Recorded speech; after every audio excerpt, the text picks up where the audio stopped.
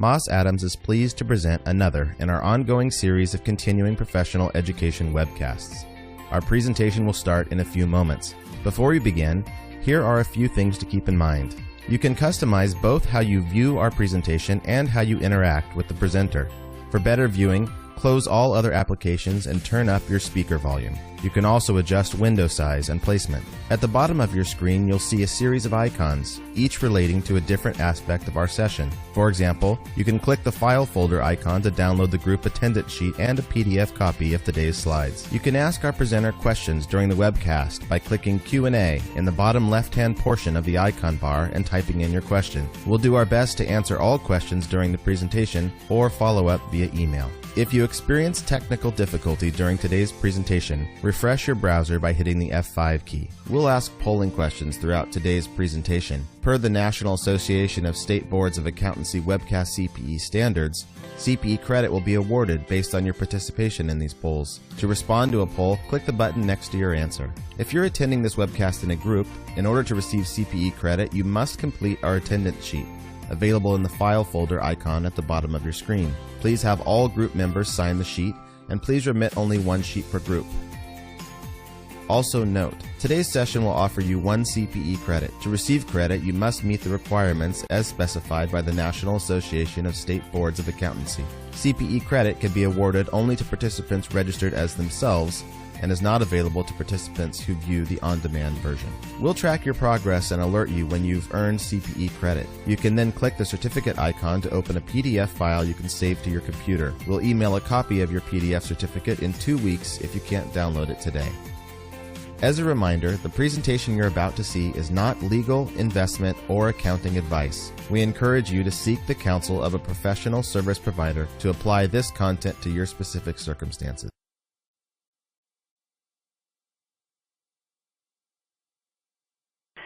Hello, and welcome to the Moss Adams webcast, How to Prepare for a SOC Audit. I'm so pleased to introduce today's speakers, Chris Kradjan, Kim Cook, and Blake Thomas.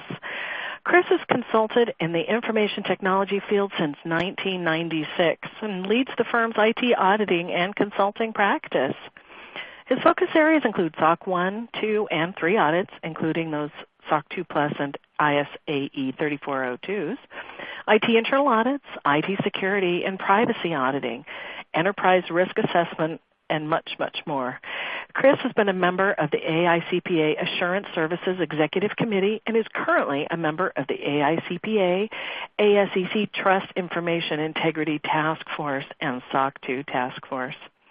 Joining Chris is Kim Cook. Kim has practiced public accounting since 2001 and has over 10 years of experience in conducting SOC audits, financial statement and compliance audits, attestation examinations, and internal control assessments. Kim serves clients in a variety of industries, including technology companies, publicly traded entities, private businesses, third-party administrators, and government agencies. She regularly presents continuing professional education sessions internally and externally, including topics related to SOC 1, SOC 2, and SOC 3 reporting.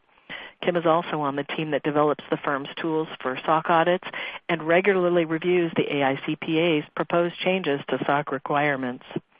Rounding out our team today is Blake Thomas.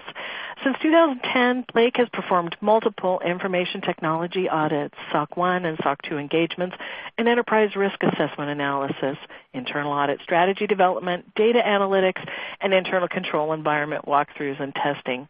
He specializes in the manufacturing, software, telecommunications, aerospace, and financial services industries. Chris, I will now turn the presentation over to you. Welcome. Great. Thanks, Tanya, and we really appreciate everybody's time on the call today and the webinar. As Tanya alluded to, we're going to be talking today about preparing for a SOC audit.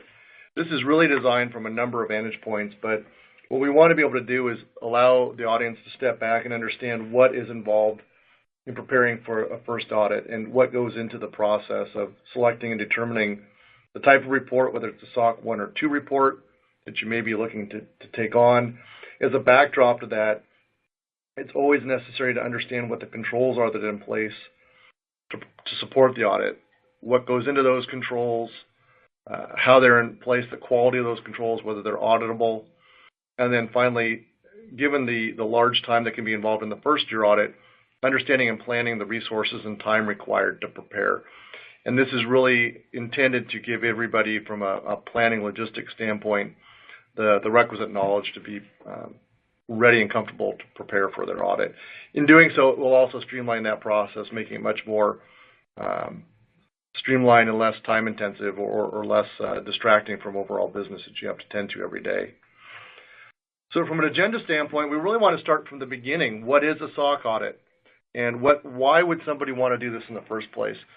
As a context for our discussion, that will also allow us to work backwards to understand what a service organization control is about. From there, looking to understand what the benefits, why would somebody do this report in the first place?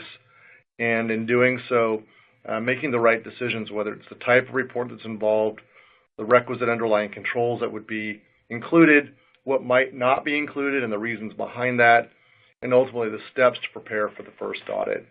In doing so, we think this will set the right foundation for anybody going forward with their first SOC audit, and those that have done it, a reflection point of what they might do to consider refining their processes going forward. So with that, let's jump right on in. The first thing we want to talk about is really what is a SOC report. As we mentioned, SOC stands for a Service Organization Controls Report. This is where a service organization providing operational services to their customers is in a position to demonstrate through third-party attestation that their controls are operating as intended.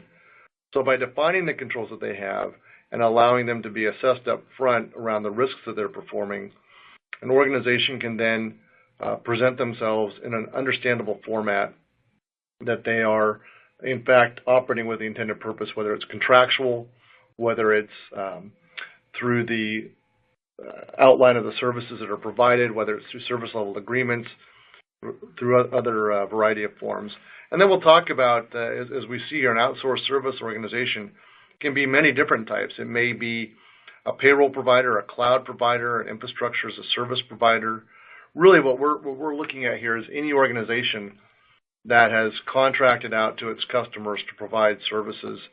And we would most simply think of these as transactional in nature, payroll, TPA services, service bureaus, et cetera, or on the IT side. And that'll really help delineate as we get further into the discussion around a SOC 1, 2, or 3 audit that you might select to have performed.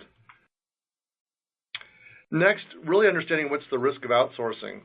Well, anytime a company elects to use a third party, a service organization, to conduct that work, they're really releasing some of their own direct control over their operations, whether that's access to sensitive financial data, accuracy of transactions being processed, whether it's the timeliness of data being managed, ultimately how that information then gets produced and provided back to them as the consumer and then potentially out to their customers.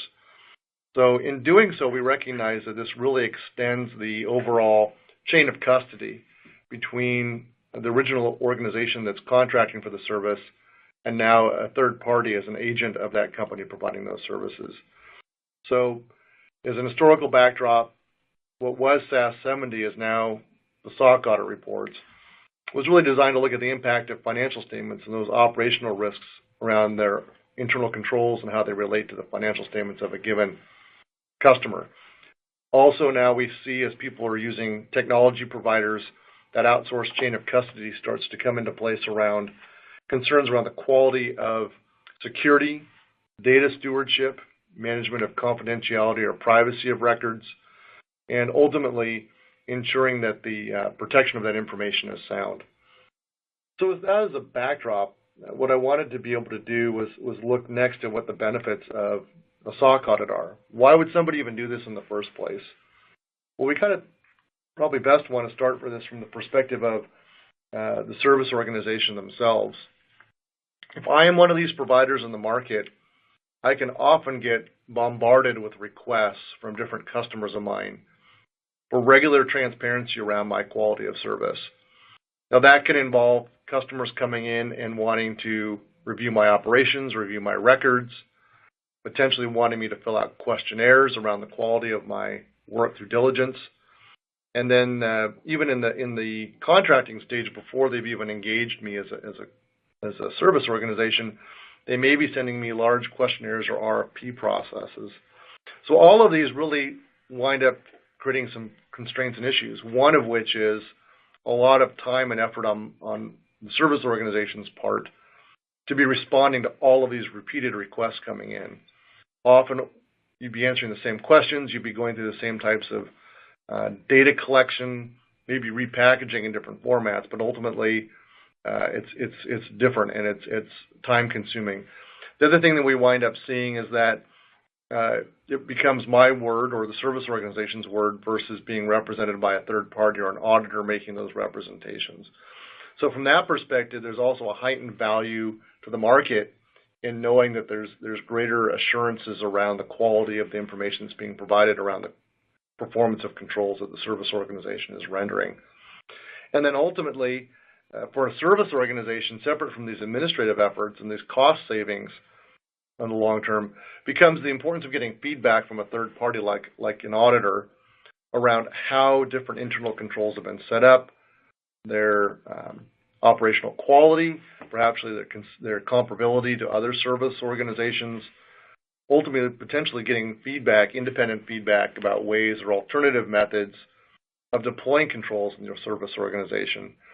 So that type of third-party feedback can be very powerful as an organization is growing, scaling, looking to provide greater management and confidence around its employees' performance, and in turn allowing them to provide greater confidence to the market around the services that they're rendering. So with all of this as a backdrop, we wind up understanding why there's such a strong demand for an SOC report, and certainly part of the basis for our discussion today. Now, as we're doing this, we're going to be wanting to get, everybody's going to want to be getting CPE credit. So let me turn it over to Tanya for our first polling question. Thank you so much, Chris. Oops, let's go back. So let's take a pulse of our audience today. Does your organization need or have a SOC audit? If you're attending today and are wanting to receive CPE, you need to be sure and click the button next to your answer and choose the Submit button once your answer has been selected. And this will go ahead and record your answer. We'll leave this open so we can be sure and capture as many in our audience as wishing to receive that CPE today.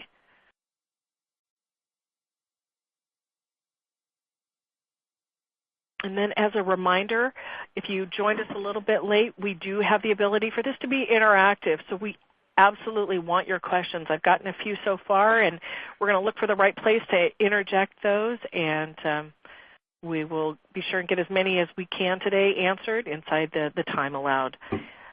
So we'll go ahead and give this maybe another 10 more seconds, and we'll close those polls and take a look at our results. And 4, 3, 2, 1, and let's see what our results look like.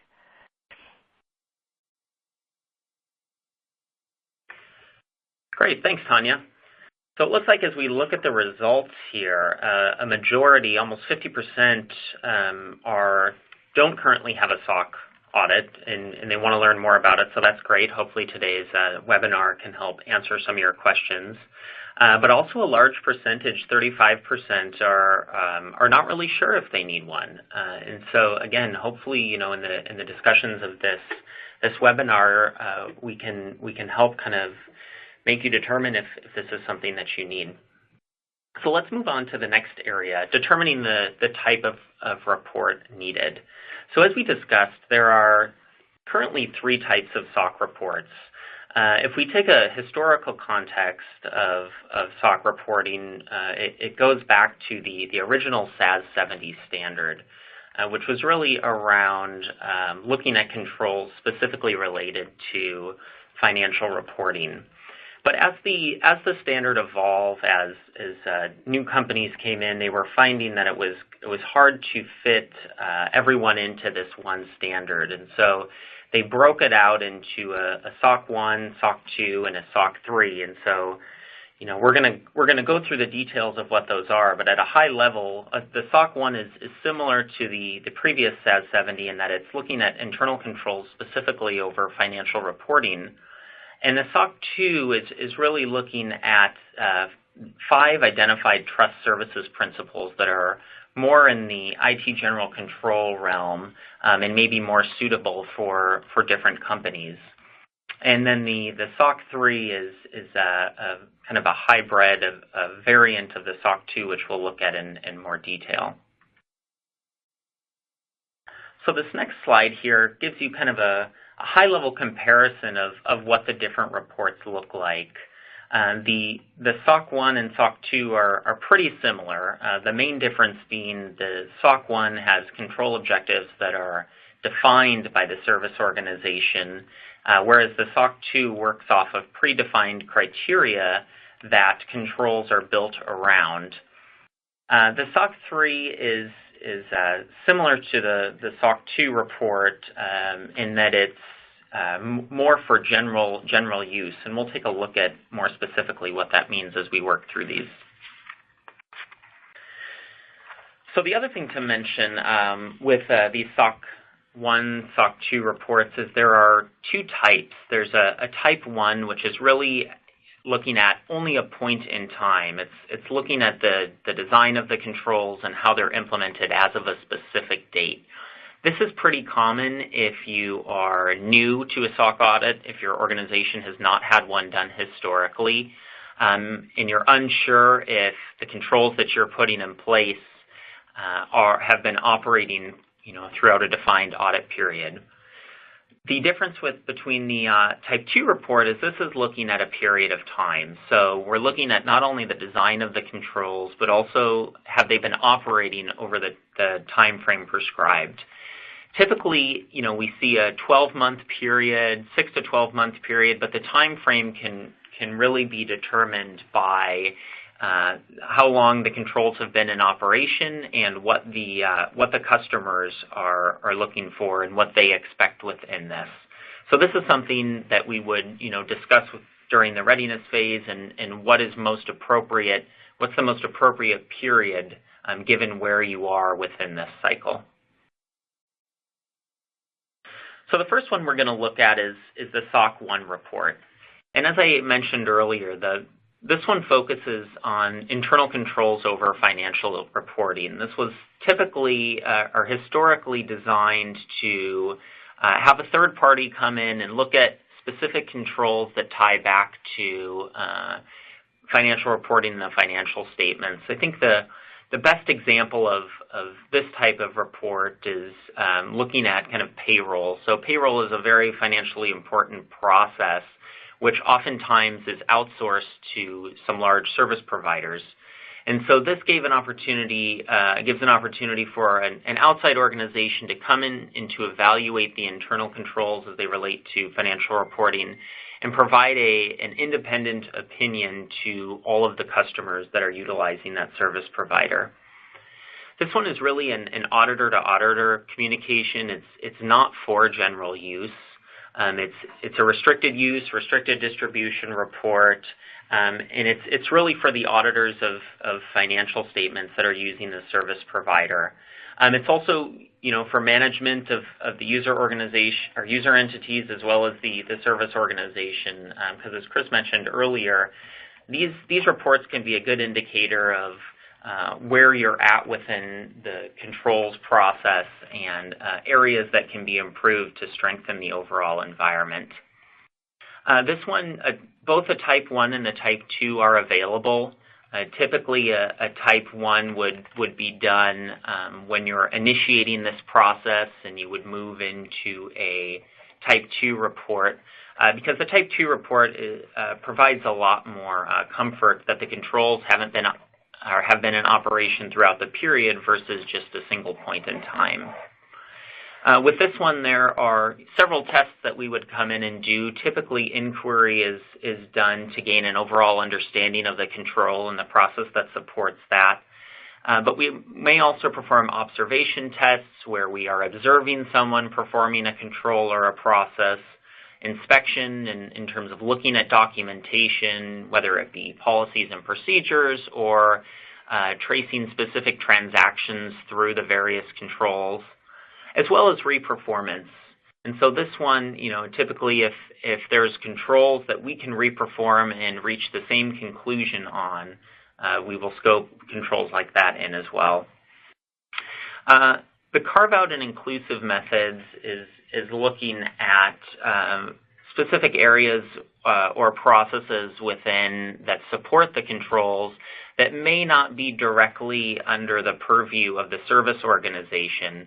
And so a good example of that sort of instance might be something like a data center. So if your infrastructure is for your supporting systems is hosted by a third party, we would look to carve out controls around physical security or other areas that are not under the specific control of the user entity. And the inclusive method is the opposite of that. That's where we would include those controls and of the third party and then actually directly test them. So going out to a data center and validating that physical security controls are in place. The final piece on this is the complementary user entity controls. And these are optional but highly recommended as they are additional controls that are in place that support the control environment but are not directly, again, under the purview of the service organization. And so I think a good example of this would be if the service organization is providing access to a system for a user entity, there might be a control in there around having the user entity notify the service organization when employees are terminated so that their access can be removed appropriately. In this instance, the service organization doesn't have any insight into terminated employees, and so we would put a control in there to have them notify the organization that employees have termed and their access needs to get removed.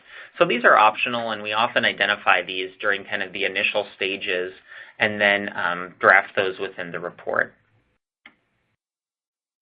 So the sample layout within here kind of has the 5 sections. I think that the key area in this slide is really looking at what's the responsibility of the service organization. And so section 3 is the main area that the service organization is responsible for. This is going to be a description of the system that we're actually auditing. It also describes the overall control environment, including the activities and the objectives and how they're in place, and includes the complementary user entity controls as well. And so this description of the system really helps set the foundation of what our test of controls is going to be within Section 4 and the specific areas and procedures that we're going to perform to validate that the controls are in place. Section 5 is an optional section. I think the key here is that it's unaudited, and so this might be an area that we'll see in a little bit within the SOC 2 Plus, or additional areas that are not necessarily audited, but you want to make your customers aware that you have those in place. So the next one is a SOC 2 and SOC 2 Plus audit. And the SOC 2 has subject matter that focuses on these trust services criteria. And so these are all predefined, and there are 5 of them. And the key here is noting that there is only one required criteria, and that's the security criteria. And as we'll see in a slide here in a minute, that's broken down into 4 what they call 7 common criteria that break out areas around the organization or other similar IT general control processes that are common across all of these criteria. The other ones in here are all optional and are really going to be driven by the type of service that your organization provides, as well as if customers have any specific requests related to any of these areas.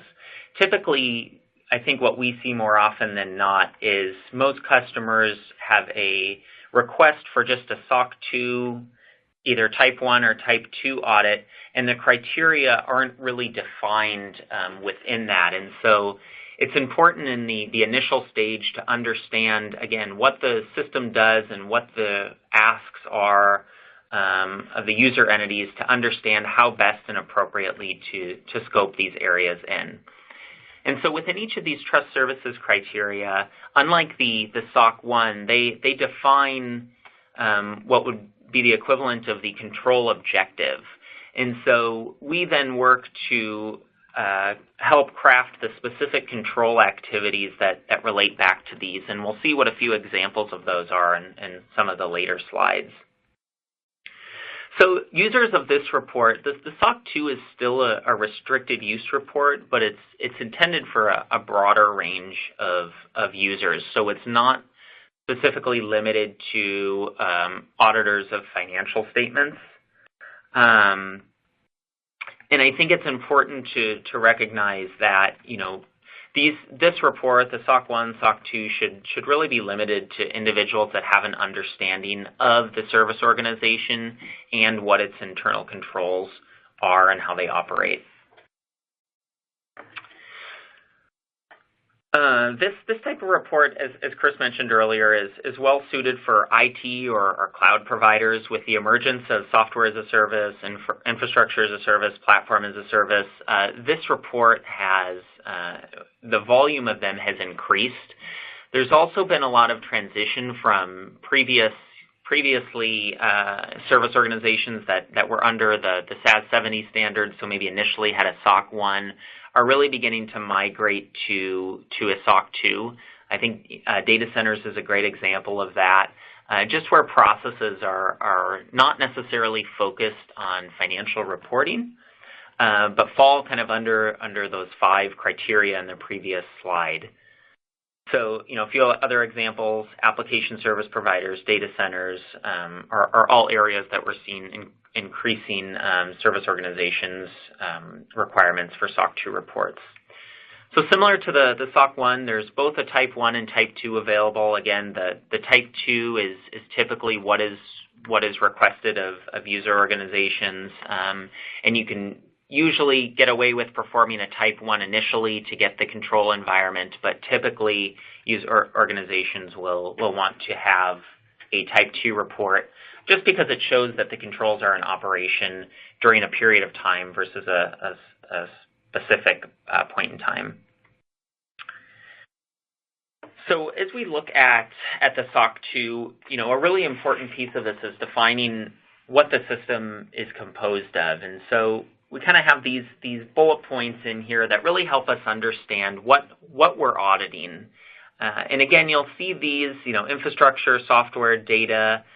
There's still kind of the IT components of them, but the people, the procedures are still important aspects to provide the overall tone within the organization and really drive the operation of technical or more specific controls.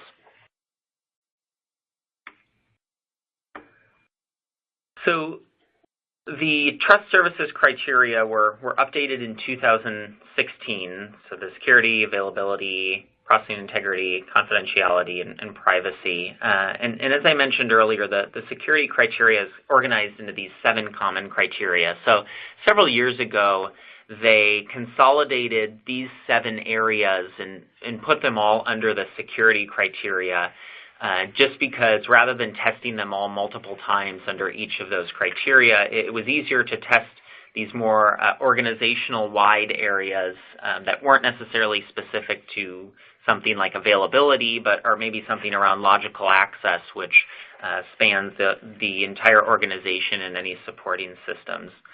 There is a new update on the horizon where they are mapping the criteria to the COSO framework. It's still in the development process and is still being finalized, but just something to keep aware that a lot of the current criteria are mapping to that. But as especially for those who may have an existing SOC report, this may be an exercise once they finalize it that you'll have to go do and remap to the COSO framework.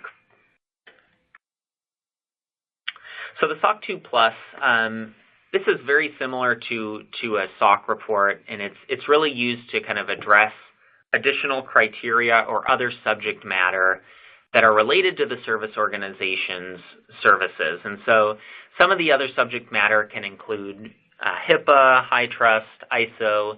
And so what's done with this is that they take these other various subject matter and map to the existing SOC 2 controls. And so if you're a healthcare company that requires or falls under HIPAA, what you have the chance to do is take those HIPAA regulations and map your current SOC 2 controls to them and include something like that in Section 5 so that you can use that report to provide kind of a baseline for how you are achieving the various criteria within other subject matter. This is something that, again, goes into Section 5, which is unaudited, but what your user organizations are going to be able to see is they're going to be able to look at that mapping and tie back the controls in Section 4 and understand how those might provide comfort around another regulation. So I'll pass it over to Tanya here, as I think we have another polling question. Great. Thank you so much, Blake. So here we are with our second polling question. What compliance frameworks apply to your organization? And you can select as many as apply. We believe by the end of this presentation, you'll have a pretty clear idea of which direction you need to take and what your next step should be. So what I also want to do is remind anyone who joined us late, if you wish to receive CPE, please select your answer and press the submit button for your answer to be recorded. You will need to answer 75% of the presented polling questions and have joined us for 50 minutes. We'll give everyone just a few moments to answer this particular poll.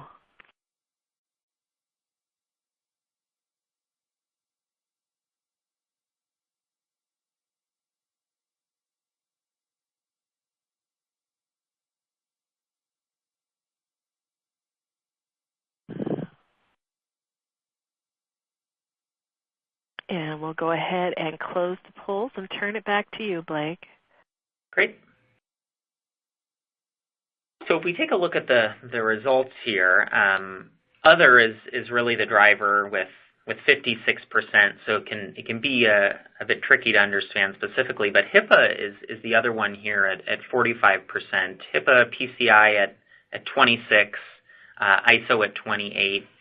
So I think, as you look at what other compliance frameworks, various regulators or user entities may require, consider something like a SOC 2 report, SOC 2 Plus report, and see how you might be able to consolidate your audit effort, as Chris talked about, versus having multiple audits that are often cover similar controls done by different individuals.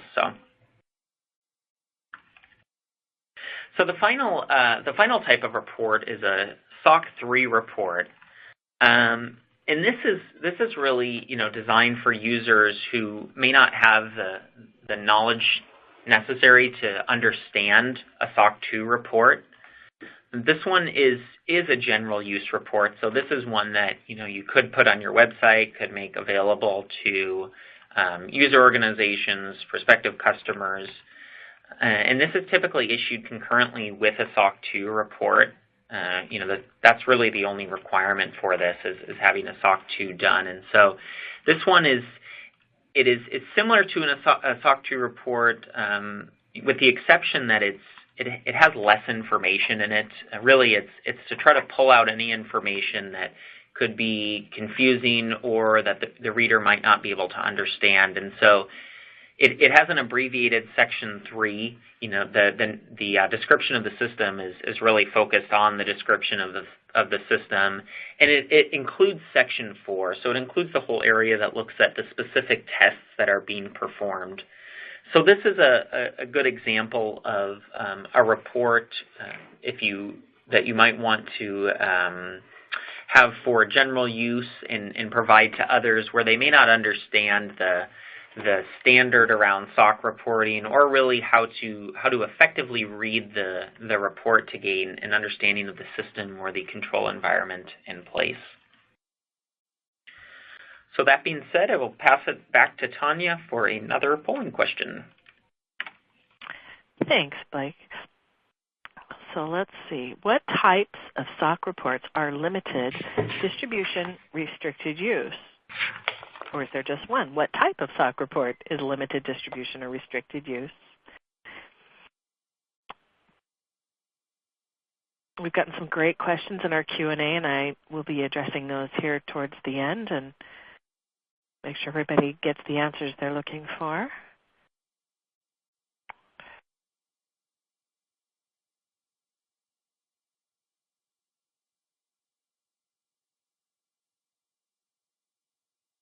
So answers are still coming in. Let's just give it a few more seconds before we display our results.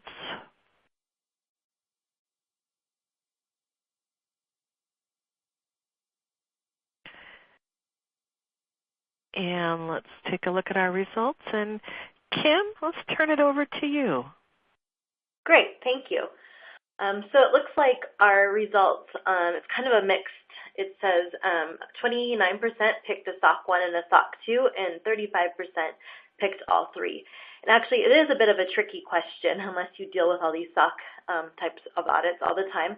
But the answer is SOC 1 and SOC 2.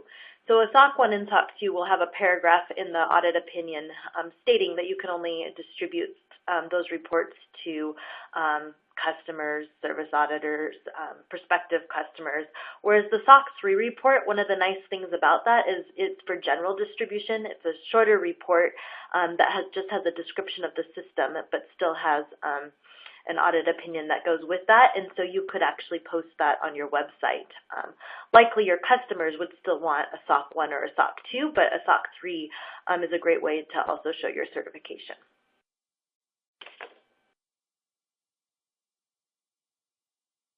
So now that we've made it through talking about the different types of SOC reports and hopefully giving you some guidance on what type of SOC report would be most applicable to you, I know sometimes that's an easy answer, and sometimes it takes a little bit more time to figure out what fits an organization best. And sometimes it's that more than one SOC report applies to you. We do have clients that have a SOC 1 and a SOC 2 and a SOC 3, so it really varies. But really, once you've decided what to do, what kind of SOC audit to do, the harder part of the work is then determining what are those controls that will be audited by the service auditor. And so we want to spend a little bit of time talking about that pretty high level because there's a lot that goes into this, but just to give you some tips on how that's done.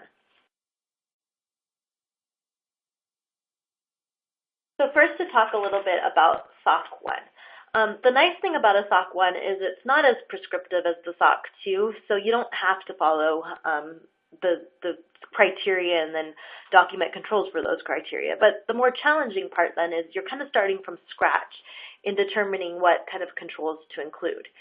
And so one of the key things is to think about what is it that your clients really care about? Where do they want to see that you're complying or that you have strong internal controls in place? And a way to think through that is, when you have contracts with customers or if there's planned documents or they send you questionnaires, what are they asking about? And one of the first steps is really just mapping out what are those key areas, and we refer to those as like the control objectives. So maybe you're a third-party administrator or a loan processor, and new loans would be something that your clients care about. And so they would care that they're recorded completely and accurately. So that could be your control objective. And then once you've come up with your list of control objectives, then you can dive down and start thinking about what are the controls that meet these control objectives. And so for loans, it might be important that the loan has approval before it's processed, or that someone double checks that the loan gets entered into the system properly. And that's how you kind of incrementally work through figuring out what controls would be part of a SOC 1 audit. If you've read a lot of SOC 1 reports, you'll usually find that there's always a section that covers the IT general controls, and that's because in addition to the different processes that a service provider is performing, there's the underlying IT environment that's important to make sure that those processes are operating effectively. So there's typically a mix of some transactional controls and then the standard like IT general controls covering things like physical access, logical access, change management, operations, things like that. Another thing to think about is, do you have the right mix of controls? And so there's preventative controls and there's detective controls. And it's good to have a mix of them, but it's especially good not to be just completely have detective controls. And what I mean by that is an example would be, let's say one of your controls is that you have to have a password to log on to the system. Well, that's a preventative control because it's going to prevent unauthorized access. So that's a stronger control than a detective control, which is where if something occurs that's bad, then you would detect it. So it's put in place to make sure that it's more of an after-the-fact control. So an example there would be like a user access review. So if quarterly someone goes through and looks at who has access to the system and makes sure that's appropriate, that's more of a detective control. So again, it's good to have a mix of both types of those controls, but preventive controls are typically the stronger controls.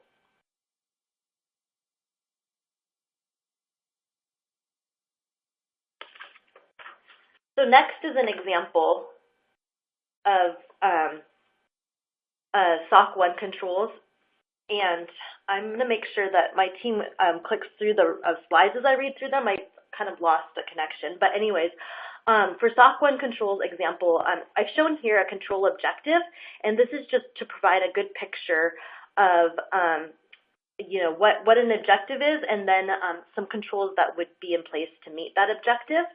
And for this one, it's more of a higher level management organization type objective. And so then diving down, the client had some controls where background checks are performed on new employees, or maybe there's management meetings that are held monthly and management talks about the different projects in place, the different functional areas, their strategy. Those could be a couple of controls that would meet that control objective, though there's often several controls that would meet a control objective. It kind of varies. There's no hard and fast rule on this, but you could have a couple of controls or you could have 10 or 12 controls. It's just making sure that you meet that control objective. So next I want to talk about SOC 2 controls. The nice thing about these is that a SOC 2 report, you get a little bit more guidance on where to start because there's the standard criteria. So once you determine which trust service principles need to be included in your SOC 2 report, then you can work through the criteria for each of those trust service principles. And so you're basically looking for controls to meet those trust service criteria. And I'll go through a few specific examples, but the key thing here is to focus on what's really important. So a lot of times you could list out a whole bunch of controls that would meet a criteria, and you don't want to go overboard, but you want to make sure you're covering that criteria. So what I suggest always is kind of jot down all the different controls that you think could meet that criteria, and then revisit that list and kind of prioritize what would your customers care about most. Another item to really think about is the type of audit evidence to support that control. So sometimes you have a good control in place, but it's really based on maybe a lot of management personnel talking among each other, and there's not good audit documentation. Maybe, management meetings are taken very seriously and you get a lot of work done through those meetings, but there might not be very good meeting minutes to support those meetings, so that wouldn't be very strong audit evidence, where if some of your controls are surrounding how you onboard a new hire and the different background checks that they need to go through or the different checklists to fill out, that's audit evidence that you have in employee files, and so it's much more stronger audit evidence. So that's another thing to think through as you're defining your controls is what would you provide to the auditor to work through those controls. Another thing is with SOC 2 reports, you might be collecting them from other service providers, and reading through their reports could be a good idea of kind of figuring out, oh, this control also applies to my organization, and you can maybe refine the wording a little bit, but get ideas from other SOC 2 reports. So now I'm going to move on to an example of SOC 2 controls. So the first example, there's a common criteria, 2.3, and it says the entity communicates the responsibilities of internal and external users and others whose roles affect the system operation. And the thing about the criteria for SOC 2 reports is there's a lot of words in there, and sometimes it's really hard to parse it out. And so I have bolded 2 words here, internal and external, because you'll want to make sure that your controls speak to both internal users and external users. So it's possible you have one control in place that would be pertinent to both an internal and external user, but more likely there's some controls that would be specific to an internal user and some controls that would be specific to an external user, and you'll need to have a mix of both of those controls to really meet the criteria. And so I won't read the controls on the slide, but as you can see, there's a control here that talks about what's done for internal system users and one that's done for external users. And then moving on to another example, just to further illustrate how the criteria works for SOC 2. This is a control in the logical access section. And it talks about accessing data and that it needs to be authorized, and then if there's changes, then it needs to be modified or removed. So this is another example where oftentimes there's a long list of controls that a client has in place to fully meet the criteria, because there could be internal and external users, and so there might be different processes for authorizing and terminating access for internal versus external. And then oftentimes there's even another layer of controls. There might be different steps for a new hire and how you grant them access versus a termination and how their access is removed. Or even further, if there is a employee that transfers from one department to another, how you're keeping track and making sure that their access is modified. So that's where it's really important to carefully read through the criteria. I think it's easy sometimes to list out a couple of controls and think, oh, we've listed a couple of controls, we're doing good. But really, it's making sure that you've met all parts of the criteria. And really, in all parts of defining the controls, I really encourage you to work with your service auditors and get their feedback on this. Since they do it day in and day out, it's a good way to make sure a fresh pair of eyes looks at the controls you defined and help make sure that makes sense for your organization. The next slide is just a nice picture of well, it's not really a picture, but a nice listing of the trust service principles and the different types of areas that could be covered by each of those. Sometimes it's a good way to just read through this and jog your memory of thinking, oh, we have a disaster recovery plan. We should have a control about that in the availability section. Or, yeah, we have a really great incident management process. We'll have to make sure we include that. And so they're just nice bullet points to really think through what might apply to your organization and making sure you're covering those areas in the controls that you're defining.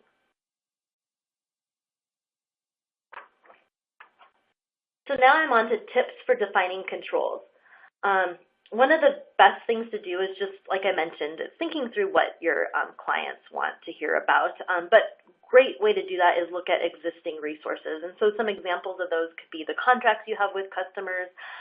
If you have to propose or respond to RFPs, what are you highlighting about your organization? Because that's probably what you think is important, but what you would expect they would think is important also. Or perhaps you get a lot of security questionnaires or due diligence questionnaires that you have to fill out on a customer-by-customer basis. And if your SOC report is covering a lot of those questions, then that's a good way, A, to not have to continually fill out a whole bunch of different questionnaires, but B, to make sure you're covering the things that they're expecting you to cover. And really, it's an incremental process where you're going to start with kind of an outline, and then as you kind of get your ideas of what those controls are, then it's working on, well, how can that be worded so the service auditor can actually audit those controls. Another thing to mention is really it's easy to kind of start talking about the process of things.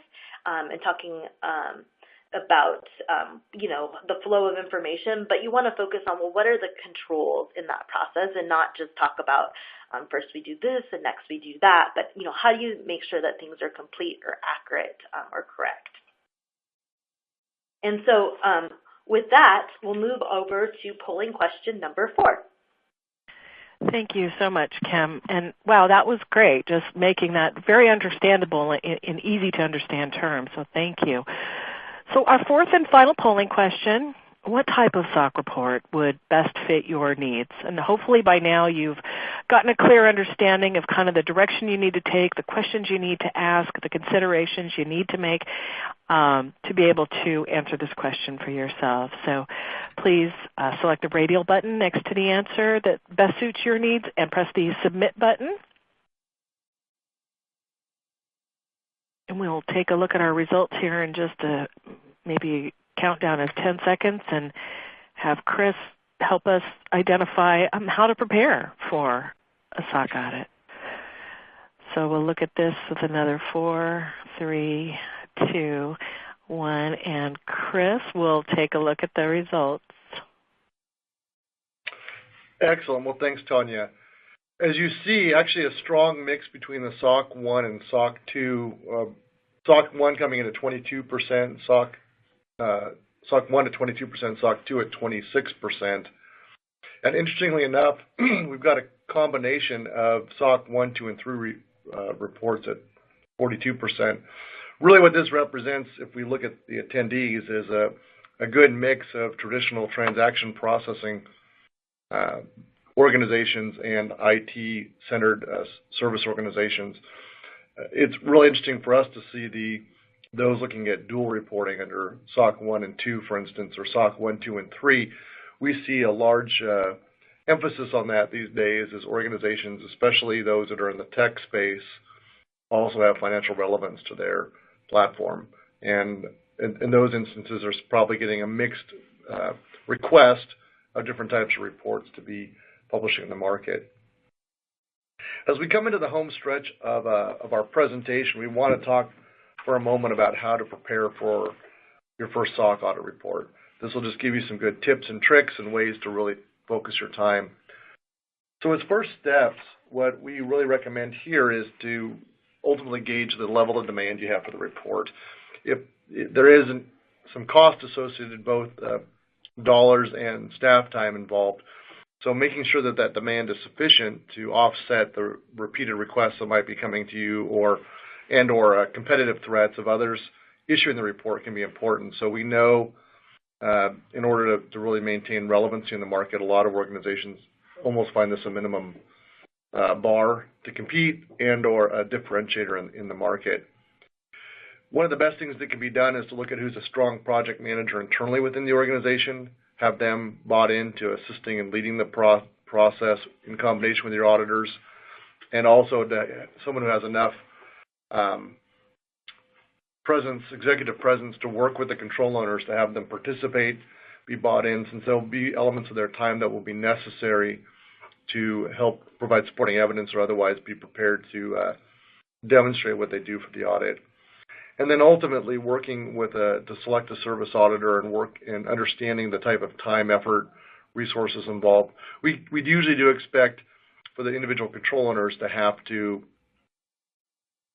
time up front to articulate their controls, to provide supporting evidence around the nature of those controls, and ultimately be available when it's time to conduct the final audit to manage the process. So what we're really appreciative of here is just the overall need to maintain good focus on the market and what's necessary to direct the audit process.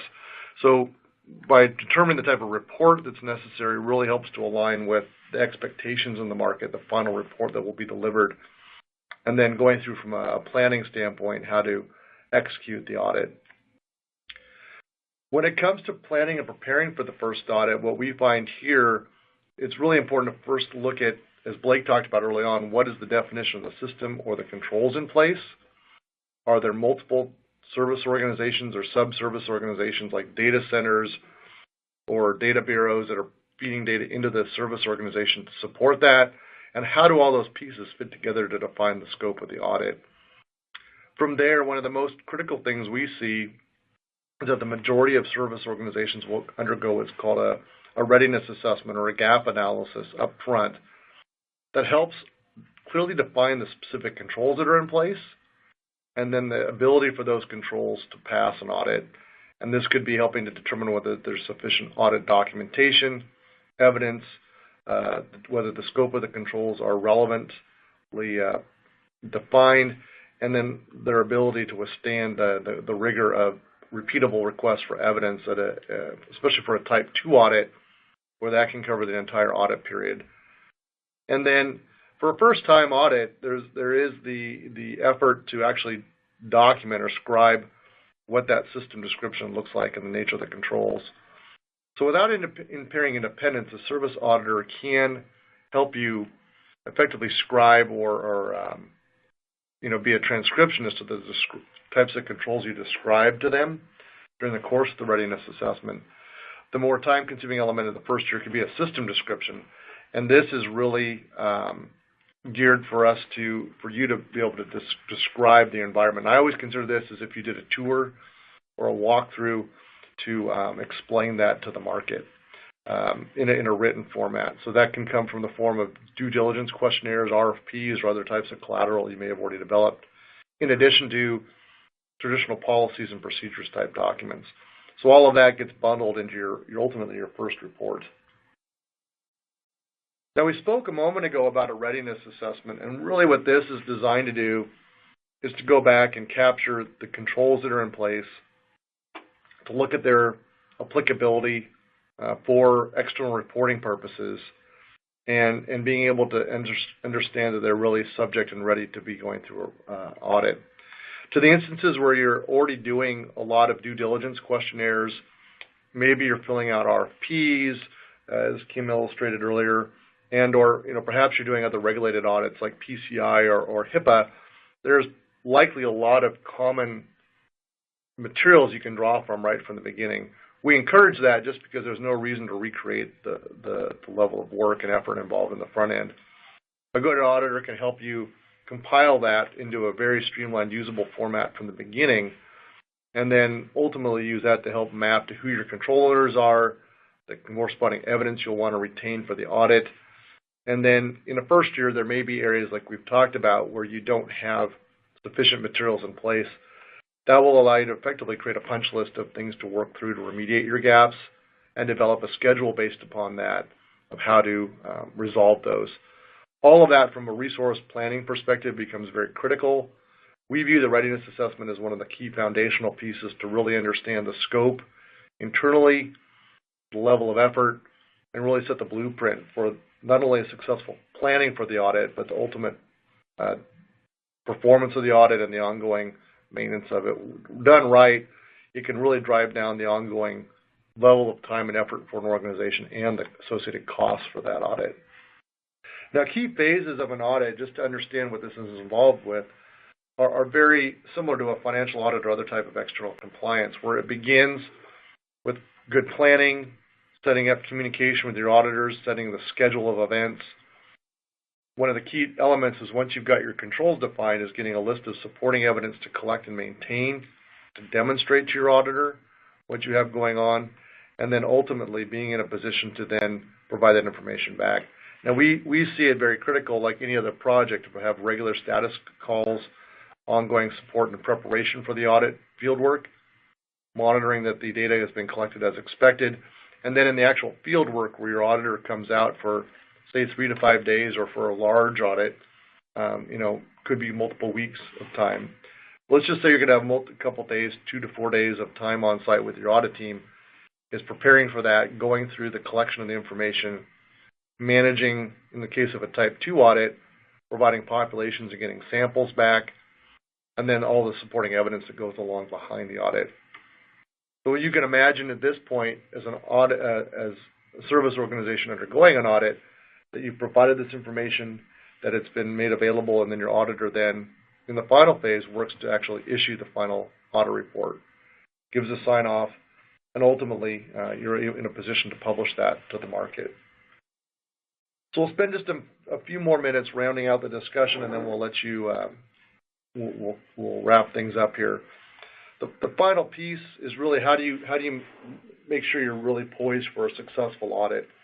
And what we see here is really knowing that you're ready for the audit, to commit the definition of the resources and the people to move forward, and then have good coordination with internal control owners and and all those who are involved with performing the audit. And that's both your audit team and your internal resource team. We like to see, lessons learned is a one person who is the key point of contact at the service organization, one of those at the auditor, and then that way it allows good communication, good coordination, ultimately good management of the engagement. And then throughout the process, to see the control owners becoming educated on what's required of them, having them involved as key stakeholders in the process, being available when necessary to perform the audit, and providing information back. And we would encourage you to think long-term. This is not just about getting a checkbox done or putting a report out. This is really about how to educate internally about how to elevate the business practices, to get feedback on internal controls, to be the best service organization that you can be, and also to provide independent feedback to the market about your quality of service. So looking at the quality of the report, looking at the competency of the information you're presenting, all of that becomes very critical. So as a wrap-up, we just want to thank you for your time today. Really, the intended purpose of this webinar was to give you a good overview about what's involved in preparing for your first audit, to delineate between what the different types of audit reports are, a SOC 1, 2, and 3, letting you understand the types of controls that are involved for those audits.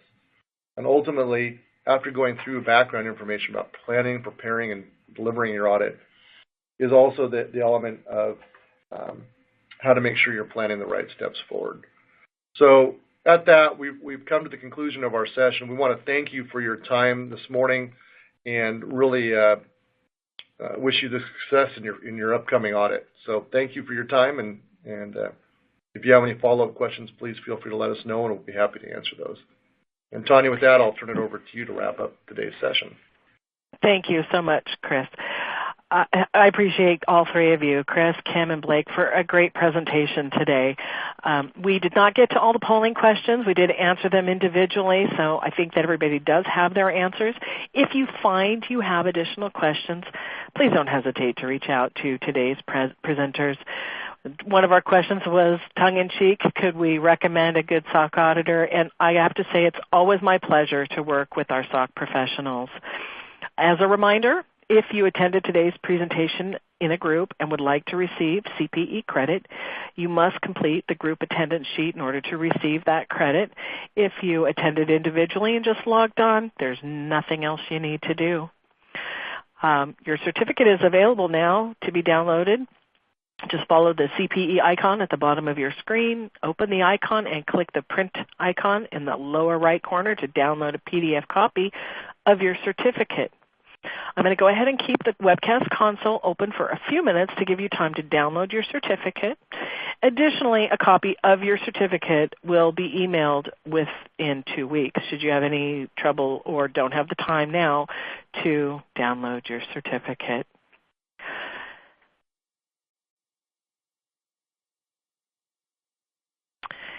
Additionally, here's a link to an online survey where you can provide feedback for today's presentation. Please take a minute to help complete the survey, as your feedback is important to us. It helps us improve what we deliver for you. So thank you for joining us, and we hope you'll join us again next time.